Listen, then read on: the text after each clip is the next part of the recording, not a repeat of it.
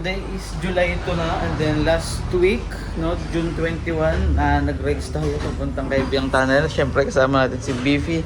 Something happened pero all is good. Di ko alam kung nakapag-video ako sa ating huling mga clips sa huling upload natin, pero yan yung mga aftermath. So hindi ko pa siya nalilinisan. So first agenda ko ngayon is malinisan siya. Nakabili na rin tayo ng replacement or na taillight niya, so pwede ko na rin siyang ikabit.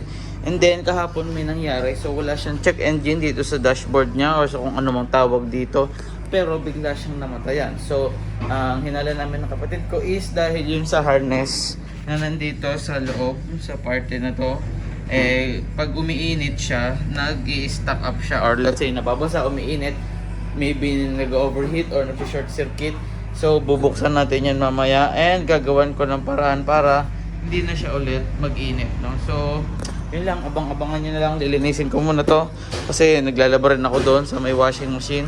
Tapos yun, no? Pag ikot nito, nalinis ko na to. Simulan na natin. Simulan na natin yung pagbaklas-baklas ng mga kaka. Oh yun na guys, so tapos na natin siyang linisan, no? So tik-tikin muna natin siya ng konti. Magsasampay muna ako at kakain. Pero yan, malinis to siya. Naisot na natin siya ng unti-unti. Mamaya try natin alisin yung upuan, yung gitna, itong gilid. Ewan ko kung kailangan pa alisin para makuha yung taillight. Pero pinaka main agenda natin ay iyan, yung mga harnesses na yan, no? Kailangan natin sila maiangat para hindi na sila uminit at mag-overheat or mag-short, no? Pero okay, so tapos na natin linisin si Beefy nga, no? Tapos na rin akong kumain, pero baka nadidiliman kayo, so magbukas tayo ng ilaw. Okay, so nagbukas tayo ng flash. So pagkatapos ko kumain, naisip ko na what if gawin ko na lang to, no? Siningit ko na lang dito yung kamay ko para hindi ko na paklasin lahat tong mga ibabaw na tong mga flarings na yan, no? Kasi gusto ko pag binaklas ko sila lahat, diretso linis na, as in lahat yung panloob na yan. Pero yan, nakita nyo, basa-basa pa siya. Pero yan, ang nangyayari, yung harness na to, ito, yan, sumasayad siya dito. Siyempre ito, habang umaandar, mainit. So baka nag-overheat or nag-short circuit. So ang ginawa natin is nag-cable tie tayo dito. So ito, mamaya puputulin ko pa to.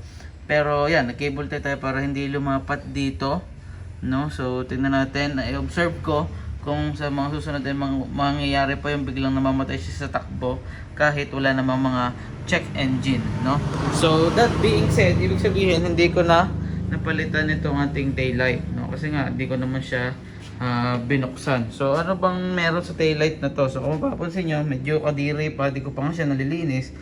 Basag to, napagtripan siya dati, and then ito nabasag na din, no? Tapos ito figure out ko pa kung paano siya bubuksan, pero yan, kaya siya gumagalaw ay basically kasi putol na lahat yung bracket niya dito, no? So naghahak mo na sa kanya yung dalawang screw sa gilid.